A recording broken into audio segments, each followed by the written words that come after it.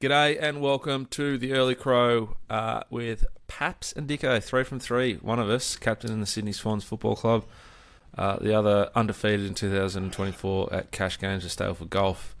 That's about all I've really got at the moment. And P-Rat helping us steer the ship. Boys, how are we? Early episode this week.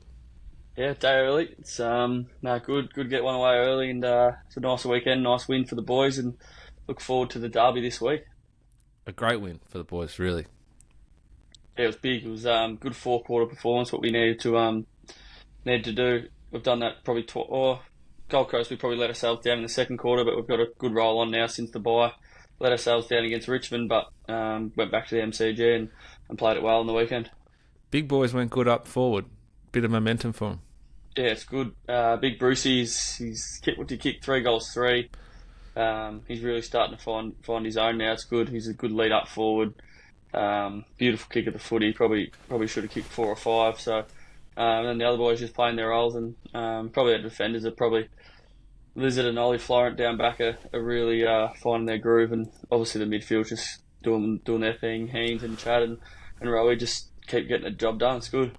Ollie Florent's best game of the year, I thought. Yeah, definitely. He's a gun. He's always been a gun, and he's sort of just got more and more confidence as he goes on. So he's really found his niche down to half back. I reckon he's definitely a chance for All Australian this year. The way he's going, him and Lizard. So we'll see how we go. Lizard's $1.15 right now. He's a lock.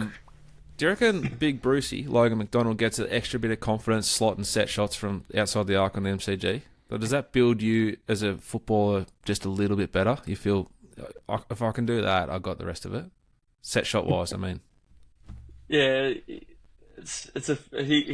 marks it a lot around that 40 to 50. But if there's one player on the team that you want kicking your goals, it's him. He's just a beautiful set shot. It's just pure. It's like a nice golf swing. You know when you see a nice, beautiful golf swing, it's just the way he kicks it. It's just pure. How was I saw the Liz pre-game on the Swans socials, one of the great run social medias of all time. Little gag about the 66 tackles was very good gear from Liz. He backed it up with probably his best performance of the year as well. How's he going inside the club? Yeah, he's it's funny, the old Liz. He's probably the most jovial prankster, take the piss sort of bloke in the club. But when he gets serious, he can actually really speak well in front of the boys. So it was a good speech from him. He lives with Rowie, so it's one of his best mates. And he spoke really well. He got a good gag in there, like he always does. And then he goes out and plays well. So it's he's good. He's a very unique character. If you know him, he's one of the funniest people you'll ever meet. So it's good. Giants this week, is it Saturday? Yeah. Just Folk Day in Sydney. It's meant to be absolutely pissing down. What do you think of that? As I'd say the AFL's most dominant small forward. Does the wet? I'll turn it up. Don't be modest here. Does the wet conditions, a bit of lead in the pencil, or does it sort of set you back a bit? It's going to be a fair bit of rain. I think it's like 20 to 40 mil every day from about Tuesday. So it's a funny one. Like I actually, if it's belting down, it's like a bit as a forward. It's hard to sort of be when it's just raining on the bit like the racing. You don't want it pissing down while you're playing, sort of thing. But you just want it as a small forward, just that little bit slippery to slow the big boys down, so they can't mark it. Goes out the back, falls to the front. That's sort of not too wet, but just a little bit slippery to slow them down, and then you can just nip around and just run on top of the ground just like a wet tracker. You can hear it in his voice, Dicko. That's a little bit of excitement there.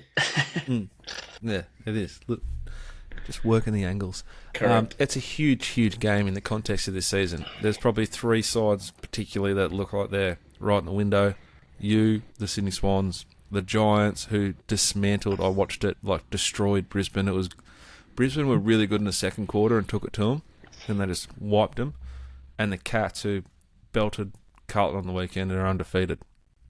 So it's a huge game Saturday. Yeah, I reckon one of the bigger derbies this early in the season. I reckon I've played. Obviously, you're playing finals and things like that's the different story. But when you're playing playing early in the season, like second and third on the ladder, both on the same amount of points. They'll have a full strength team. We'll probably we've obviously got a few out, but we're pretty locked in. Got a nice rhythm going. Sell out crowd at the SCG. Hopefully the rain doesn't sort of scare people away, because I'm hearing it's going to be a sellout. But what's great for New South Wales footy is just growing each year and each week. I can't wait for it. I reckon it's one of the sort of built up rivalry over the years, and now it's an actual proper rivalry where you get on the field and you sort of don't really like them, and obviously you see them around eastern suburbs, you say hello and stuff, but when you cross the line, it's game on, and you don't really like them much. So I can't wait for it. Speaking of don't really like them much, P-Rat, you were present, I believe, Anzac Day, MCG, the Coliseum, one of the great sporting events our country puts on. What a game. Mate, what a 94,000 deathly silent for the last post as well. It's for the Anzacs and the people that fought for us to be able to sit here and do what we do and speak some shit on a recording to then put out as a podcast. It's something that I definitely don't take lightly, that I get the opportunity to partake in and obviously stand there and observe a minute's silence as well. The roar after that minute silence is outrageous, like the loudest thing that you will ever hear. It's real good, and yeah, couldn't work out if I was spewing, considering we were 6 goals down in the first quarter that we only came back and drew. But yeah, what an absolutely amazing game of footy, and how good is Jack Stringer playing this year? That goal, what you said about Logan McDonald, just a nice fluent golf swing. That first goal that he kicked from that pocket, it looked like he only swung at 75%. It's gone 65 metres straight through the middle. He's turning on at the moment, the old Stringer. Yeah, package. He's on his, and he's looking good. He's looking really good. I good. reckon new coach sort of got him going a bit, pressure forward. I haven't seen him tackle and chase this much in his life. That's good. That's exactly what my brother said, Paps. He said you never see Stringer streaming out of the forward line to try and chase someone down on the wing, and he did it multiple times again on Thursday. But no, great game of footy. What do you make of the draw? Well, let's start with you, Dicko. Do you like the draw in AFL? Do you think it should be changed before we throw over to Paps? Yeah, I like the draw. I don't mind it. I think you don't have a draw in finals, but I don't know. Golden point, like, I don't love. I'd like golden try. Yeah, I don't really care. Like, I enjoyed it. Yeah, I'll be all for time on, to be honest. It'd be bloody good. Be bloody good to watch. Like, just the intensity would just go up that extra bit. Blokes out on their feet, just 5 minutes each way or something, just going a hammer and tong for 5 minutes, and I reckon it'd be amazing to watch. It'd be just like watching finals footy in the first, like, last dying late in the quarters and things like that. Imagine the crowd would be screaming the whole time. Like, every contest would be going off. At MCG, Anzac Day would have been a great spectacle to sort of have the time on. But it is the game. It's why we've got such a great game. Five more minutes each, a quarter each, like a half each. No rule changes. Score at the end of that's it. Yeah, 5 minutes each way. Cuts out the obviously scoring end or whatever. 5 minutes each way. Do as like rotations if you want, but I doubt you'd probably just put your best team on for those 5 minutes. Obviously with the time ons and things like that, but yeah, I'd go 5 minutes each way, hammer and tong. See who comes out on top.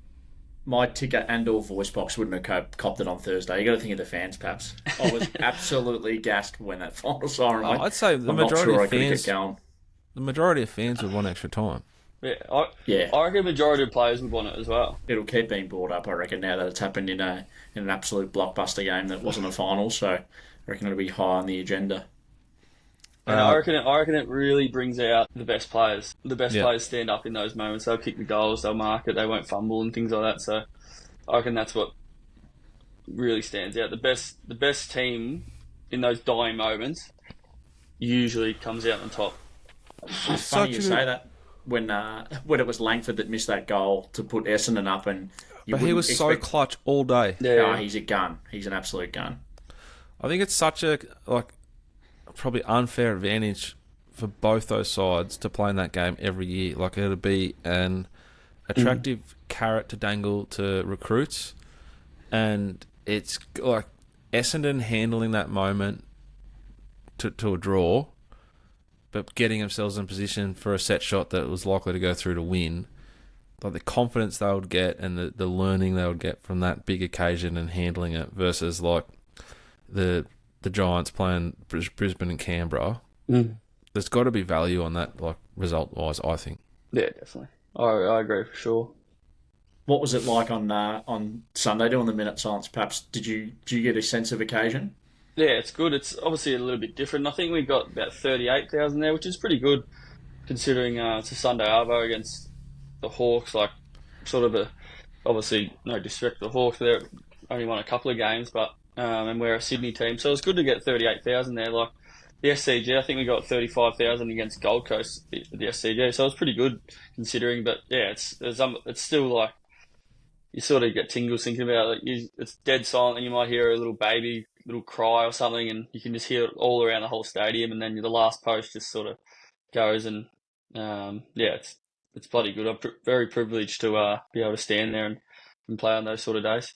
Should have seen Lenny and Das didn't make a sound at the Frankston service in the dark. It was so cool. Like, they so get up and go with you, did they? That's Darcy's third one. Yeah. Oh, awesome. They love it. Get home, have a fire. It's only like you're home by 7 o'clock or maybe earlier. You're already we've already got that young kid here now, Ted. So that young kid, my other son Ted, who's 3 weeks old. So we're already completely cast sleepwalk. The real dumb decision sleepwalk for me recently was the Masters commitment, but is it still stinging now? Yeah, it is. Who's put the next bit on the rundown here? I'm not even 100% sure who it is, unless it's that big thickie from West Coast. Yeah, it is. Yeah. Got a nice style to him. He parades like he'd be a bit of a weapon, particularly in a better side. Yeah, he's good. I like him. Got a bit of humour about him as well. His Triple M interview one day was good. Seems like a real good fella.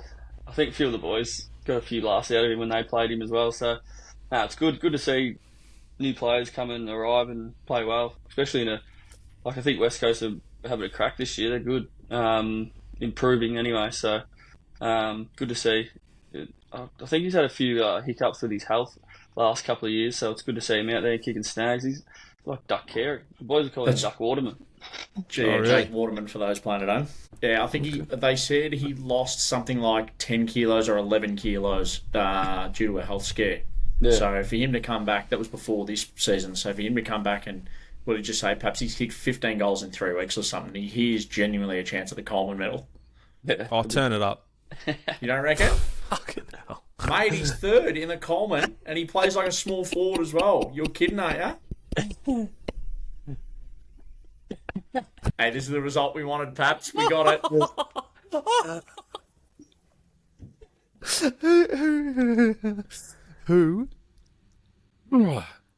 Who thinks he's a genuine chance to win the Coleman? Which one of you two put this on? We both put it on there to stitch you up. Did listen to this punters at home, little. To stitch you up, and your head's almost exploded, so it worked out perfectly. Oh. Are you all right over there? Do you need your dad to come and fucking bring you some water or what? Yeah, you wouldn't know where to get the water.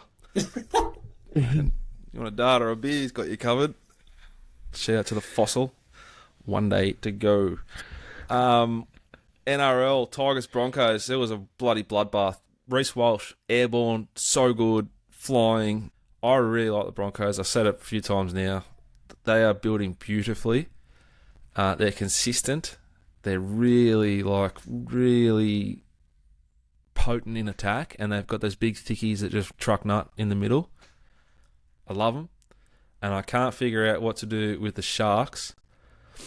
But I did see Cam McInnes, I think his name is, in the post-game on the Matty John show. He had a tooth missing and an open gash on his eye socket. He is the most rugby league head in rugby league. And the Sharks wiped the Raiders like a dirty ass for Sticky Ricky Stewart's 500th game. Yeah. I took the Raiders. We put them on our socials, perhaps. I think it's getting to that time of year in rugby league where you got to be real careful. Like there's games and there's clubs that have been sort of going on patterns and in form you can understand, and then the season's long enough and the boys are a bit over it, and we're starting to see there's some real pieces of shit football teams and there's some really good ones. Yeah, it was good. I was on the Sharkies. It's good. I think you wrote him off during the week, so it's good to see him. Yeah, I did.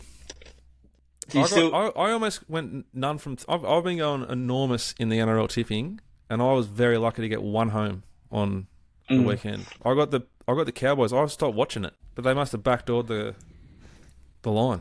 They did. Yep, that's a couple of times by the Cowboys as well. But yeah, back to Cam McInnes. Matty Johns reeled off his spiel to him, perhaps, and then he goes, "Sorry for my appearance, boys. I'm not looking the best." And then I always forget. I always get their names mixed up. One of the big Fletch on the panel goes, "How many stitches have you had in your career?" He goes, "I'm not sure how many stitches I've had in my career, but I've had 5 today, and I think we're going to need some more." As he's got blood pouring down his face, the big front tooth missing. It was just, as Dicko said, as humbly as I've ever seen it. I was in tears. Michelle's like, "What are you laughing at?" I got KO, rewounded back, and made her watch it. She's sitting there pissing herself in tears as well. It was it was so good. That's good. Right, should we finish the NRL with a premiership market? We've got the Panthers $3.25, Broncos $4.20, Storm $6, Roosters $9, the Sharkies $13, and Manly $15. Any that you would be steering into at the moment, Dicko or Paps? Yeah, I'm with Dicko. I like the Bronx and the Storm, so got a soft spot for the Storm being a Victorian, but I do like the Bronx as well as Dicko, so it's a tight competition at the moment. I think a few boys like the Chooks as well, so it'll be interesting to see how they fare, but I'm more leaning towards Storm and the Bronx. Do you reckon the Storm just aren't deadly enough to win a comp though? Yeah, but they're just getting through just doing the work to put themselves in a spot to be able to win a comp, I guess. Yeah, once they're there though, they're just disciplined to get the job done in the big games, I reckon. Yeah, that's fair. Potentially going to be peaking at the right time. The Panthers are so good though. Yeah, Panthers as well. You can't like Panthers. Yeah. I watched the Cowboys game, and the Cowboys had a lot of ball and a lot of Penrith made a couple of mistakes, and they were on their line, and the Cowboys just couldn't score, and then they got one opportunity, Panthers scored. Yeah. It was so strong. They just absorbed all their pressure and then put points on. They are very, very, very good. I think it's Brisbane and Penrith, and the market sort of reflects that, so there's not a lot of juice there. Outside of Penrith, I was sort of thinking. Yep. LIV Golf. I'm probably its biggest fan. I love it. I thought the event in Adelaide was enormous. I think they've changed golf, and sooner or later it'll move in a direction where it is more flexible in its content. So you can watch a 4-day tournament with a cut. You can watch a LIV style event as well. They'll merge, and there'll be a different type of offering throughout a month of different style of golf. Yeah. I thought the team aspect to it was just enormous. I know a lot of our golf chat group was playing football on Sunday, but a lot of us weren't, and it was a common thread that we were just thoroughly enjoying watching the team scoreboard tick up and tick down through the whole. You cannot stop watching it or you miss something. Leishman said that he's never felt more excited and never fist pumped from going from 20th on the leaderboard to 18th on the leaderboard when he drained that putt to give the Rippers another minus score to put them down. That is fucking awesome, and it just keeps people that were 43rd, 44th, 45th. They had to play well for their team. Yeah, that's what Did you catch much of it, Tom? Yeah, well, I was watching a fair bit. Me and Juzzy were in the room watching a fair bit. Juzzy was screaming for Ortiz every shot. Ortiz, man, it's like he's 3 holes in. Every shot he was screaming, "Get done" to bloody Lee or something. I don't know, but he's going off. Checking the odds every 5 minutes. He's, yes, he's into $6. He's into $6. It's like, mate, it's still a long way to go. But so we were watching that before the game, so it was good. But yeah, I agree that the teams is elite. It's just brings another aspect to golf. They've played individual, it's an individual sport that, I think most Aussies are love team sports, so I think that brings them together even more, sort of loyal, and they want to play together. But I reckon just the crowd that they got there is from the young age to the old age to men and women to kids. Like, my missus said to me, like, geez, I'd love to go to the LIV. I said, what? Like, she's never watched it. She's never watched a golf ball being hit on the, let alone on the TV outdoors. But she's like, yeah, it looks fun. I'm like, yeah. So that goes to show how far it's come. And I look forward to hopefully getting there one day.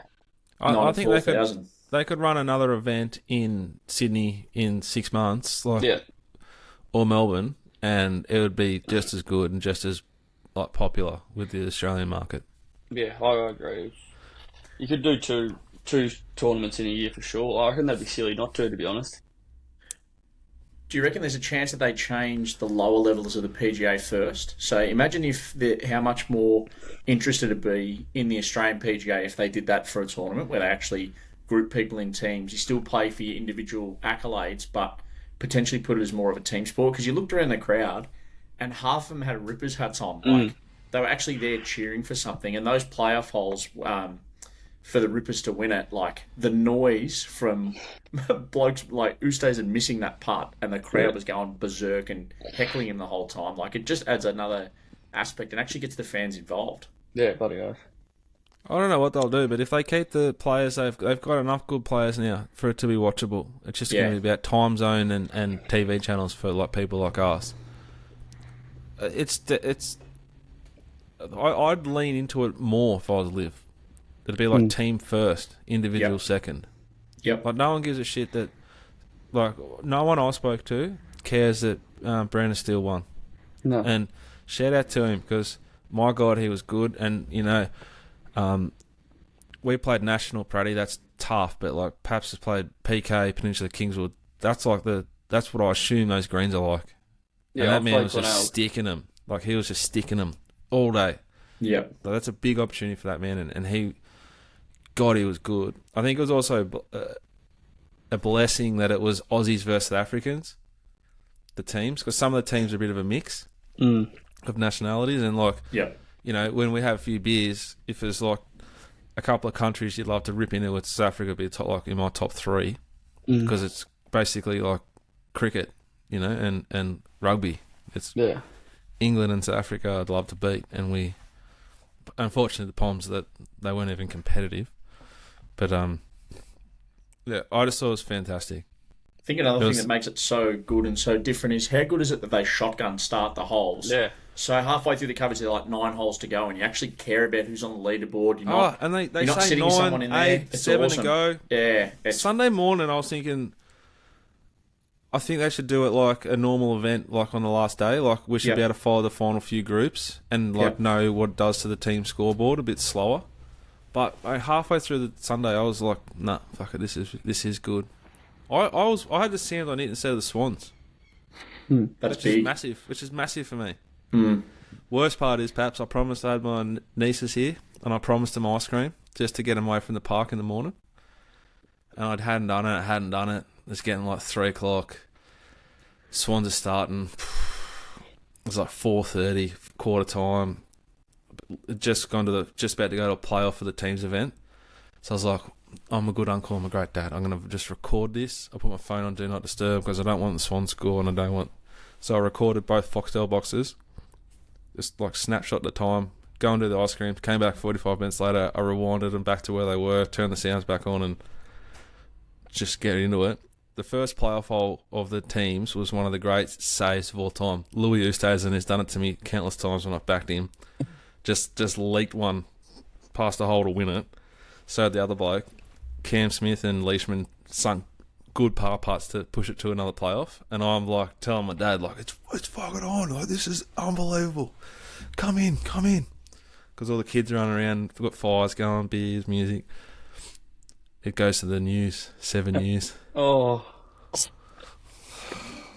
That is a setback. One of the great setbacks of all time. So I had to scrounge around on Twitter and YouTube, and I was gutted. Anyway, soften the blow by a beautiful performance from you and your team. Shall we go to the horses? One of the great strip outs all time. Black Saturday for us on the weekend. We bet in Adelaide. We bet in Melbourne. We bet in Sydney. Thought we were stiff in Adelaide to not have a better result. I think we had Moesha on the card. did we? Yeah. Shout out to Johnny Allen, who decided to just hip and shoulder Jamie Carr for 400 metres at the start of the race. God bless you, John. I thought the Sydney set was very, very good and just very, very unlucky, Tom. Yeah, it was. I think the first bet was a shocking bet, to be honest, but we live and we learn from that. But Martini Mama I was actually on the, it was a sat beautiful spot. Looks progressive in that highway. I thought it was a pretty thin highway, and it was. But I was on the plane, and I got off the plane, and it's paid $4.90 Betfair, and I would have bet the drift for sure, but that was a setback. What price do you take? Oh, about $3 or something. But big setback, but I would have bet it for sure, because I thought it was... I actually had it... I had it around, geez, 230, I reckon, or something like that. Wow. But yeah, anyway, but that was a setback. So we got away there, and then IPO was before that. That was a huge run. That's a black booker out of the meeting. IPO for sure. They just went way too hard. I think that out of the first half of the field, that was the only one that finished in the first half of the field. So And it ran fourth. Not third, fourth. Yeah, and by a nose. But keep following that if it draws a gate. And then what else did we have? I think I know a star. That was just Okay. that was. I think I sort of was a bit scared about the jockey, and I was right. But that was another. What was the gap? What was the gap to third? It was an enormous gap to third. It was a better. And you got done by a Wallace Steamer that hadn't won in like 2 years. Yeah. Yuck. They knew. Waller knew and his bet. Yeah, someone knew. It was all right. We'll be bouncing back. I think this been going all right in Sydney. It was just a few little bets here and there, but we'll be back this week. I'm thinking this week maybe I just focus on the Morphettville a bit more. I've got you covered in Sydney anyway. We've got one bet in Sydney. Yeah, one bet will be Just Folk.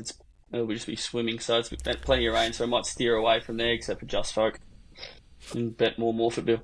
I don't know where I'll be betting, but I'll be betting. I assume it's at Caulfield on Saturday because I think we have Poland running. That's a positive thing though, as me as an adult. Caulfield. I type in P in my browser, it goes to punting form.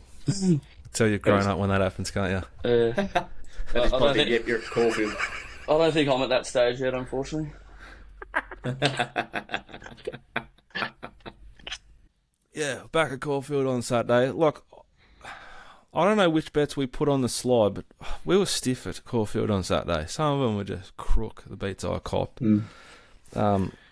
The multi, Cam Smith's top 10, hedged has regressed about 4.5 to 6.5 lengths off what it had been doing, and I thought it would probably improve on that, and it got beaten by 2.2 lengths.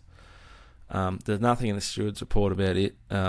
Hard horse to trust moving forward off that. I thought in Adelaide, I find it hard to ever stamp those Group 1s as proper form races. I mean, there's probably run, in hindsight, too many for Estrella. Like, ticked a lot of boxes this prep and then went over to Adelaide to try and get that good black type and failed. Climbing Star is not a star and it's now a Group 1 winner. I don't know what to make of it. I really don't know what to do with that form. Bunched sort of crossed the line in the staying race with Mark Zara winning another Group 1 on, I think, Vibrant Sun. Yep, lost the reins too. It was actually an enormous, like, for the breeding buffs out there, a big Saturday for the Autumn Sun. So another Group 1 for Zoo Star with Climbing Star, but I think the Autumn Sun trifected the Australasian Oaks or the whatever it is. Really? So Yep. he's proving himself to be quite the sire of stayers, the Autumn Sun, who won a Caulfield Guineas with our man J-Mac. Might have won a Golden Rose. Like, he was not a sort of, derby horse, but a little bit sort of like what Butch talks about. They don't sort of run those horses over those distances, and if they had have, perhaps the Autumn Sun would have pissed in a few derbies himself. Lockie Nindorf won his first Group 1. It was good on him, good post-race stuff. There wasn't many opportunities for local riders, and he was able to grab his. His mother was on course. She looked like a great mum. It looked like a good time, and full credit to Lockie Nindorf, boys. Yeah, it was good bit of emotion. I like that. Means that how much means to him. Probably changed his life a fair bit, that win. It's good. I rated that. Means he cares and how much it means to him. It's good. What are we going to do for the next 3 days? Are we locking in for 3 days of the Bull, or are we taking it as a bit of an RDO little setback? I know Tom's got a bit of time on his hands. I highly doubt he's not going to be just clicking through the Pony Form website trying to find a few angles if I don't do it for him. I don't know. I've actually got. I'm down in Melbourne. I've got a funeral on Thursday, so I'll be down in Melbourne. But I'll definitely be having a few wagers. That's for sure. Sometimes it's not about the data and the form. Sometimes you need to find a few little some mail from the yard or mail from some trainers. Have you had any good wins there, Dicko? You been tips for people going and some nice wins you've had at the Bull if you've been. Yeah, I've been. You need like 2 beanies. You need 2 jackets. You need a vest. You need wool. You need like thermal shit. It is fucking freezing. It'll rain.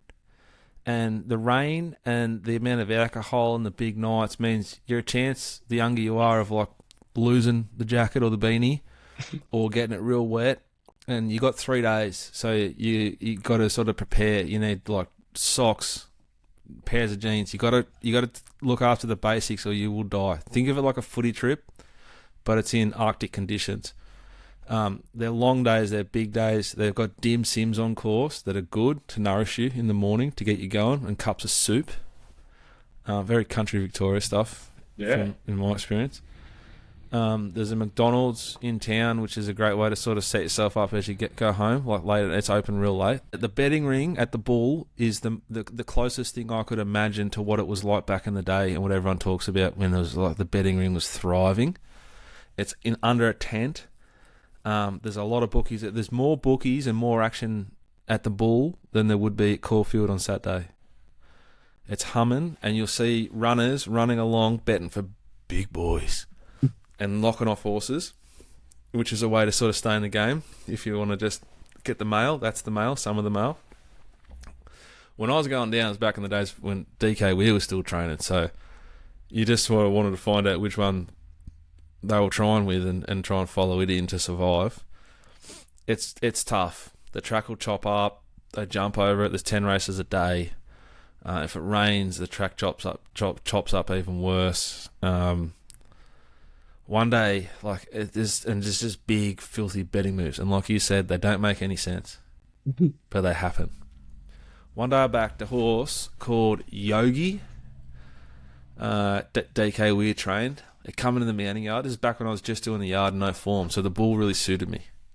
It come in the mounting yard, and I'd seen it like a heap of times before, and it looked like fucking amazing. It was glowing. It was cold and shit and wet, and this horse was just like glowing, and it was just walking around like a panther. And it was like $8, $10 or something. So as soon as I saw it, I just went back to the ring and I backed it. Came back, looked at the rest of them. I was really happy with what I'd done. It started $4.50 or something in 7 minutes. Like, it wasn't me that did it, but yeah, enough people saw it. Yeah, and I think it got done, like on the line. Ugh. Like it's so brutal and tough. And if you get beat, I'd say the best bit of advice I give you if you're young and you're go in a group and share a car, and don't rush to get home because it's a tough drive. It's wet. There's a Red Rooster and a KFC about an hour and a half out of Melbourne, so it'll set you up right. But you need to have someone to drive. I would not want to drive home from there, cold and wet and defeated. That's one. When I'm finished retired, I'm a moral to be there my first year out of footy. I know that much. I'll be there. I've already got a few mates lined up anyway, so it'll be good. Can't wait for it, to be honest. You definitely got to do it. I don't know if you got to keep doing it, but you got to do it once. At least once, yeah. Yeah, it's a great week, and the betting ring is probably my favourite thing. You're gonna sit in there, and watch and learn and watch the proper action of the great game. Blackbookers, Paps, what do you got from Rose Hill? Rose Hill, I mentioned one before. IPO not suited on speed.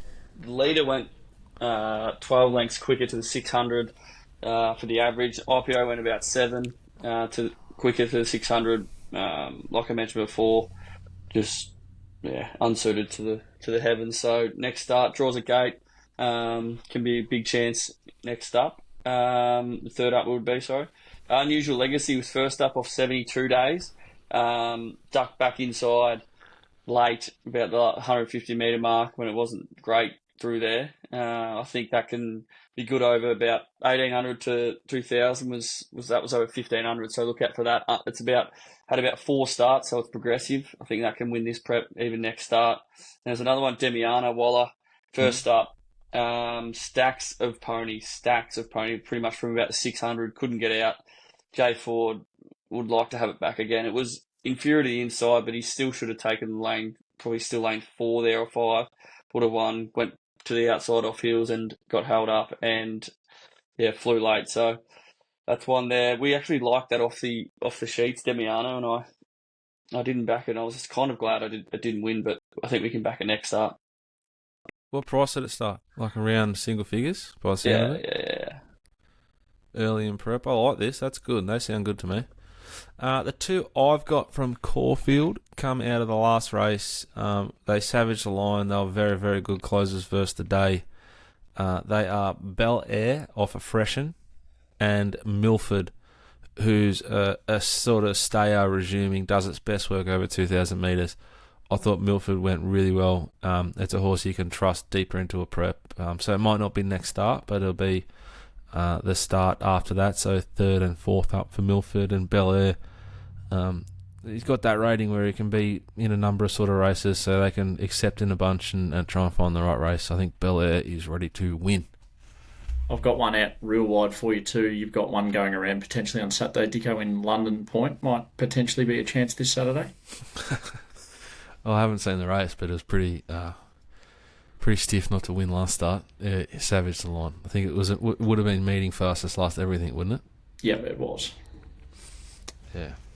Pretty exciting. And then back it's actually a massive weekend for the Bloodstock. We've got Autumn Mist will go around Sunday or Monday in Queensland. She was very good behind a good horse, and the form, there's like the horses behind her have won since, and behind that Golan horse, yeah? Yeah, so Autumn Mist, Sunday or Monday, she should be very competitive.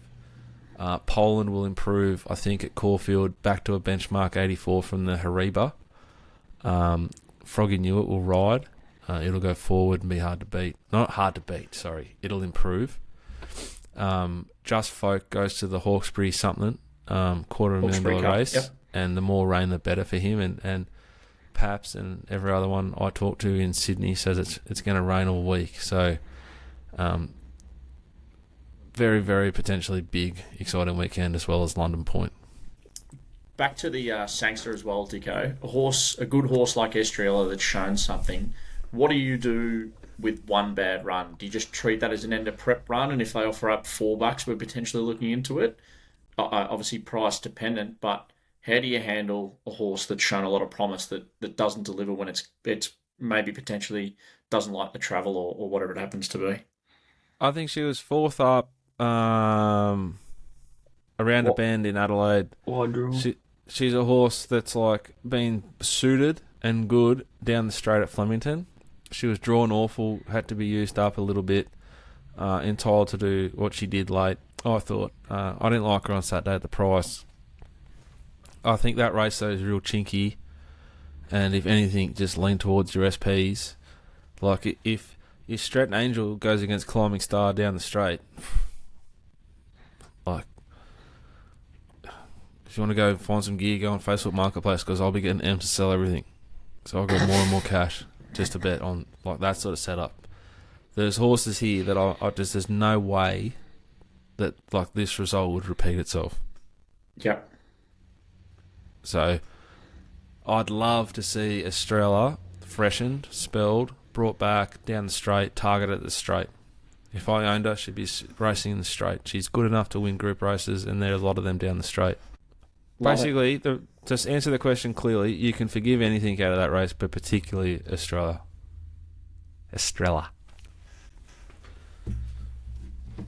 Easy.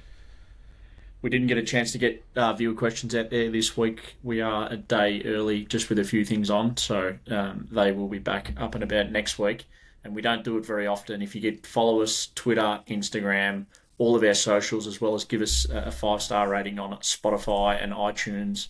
Give us a subscribe on YouTube as well. It really helps us and continue to build this with a little bit of momentum, and we'll be able to do bigger and better things in the future.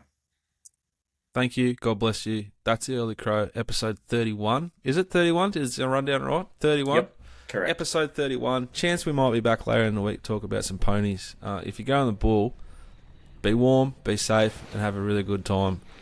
And that's us. Have a phenomenal and outstanding week, and bye for now.